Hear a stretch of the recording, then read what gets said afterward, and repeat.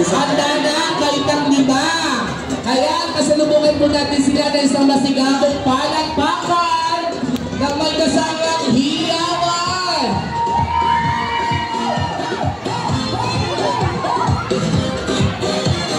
Ang kalahok bilang 1. Kalahok bilang 2.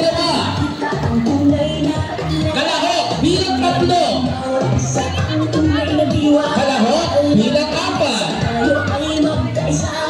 Kalahok bilang 5. Kalahok bilang 6. Ang kalahok bilang 7. Kalahok bilang 8. Kalahok bilang 9. Kalahok bilang 10. Kalahok bilang 11.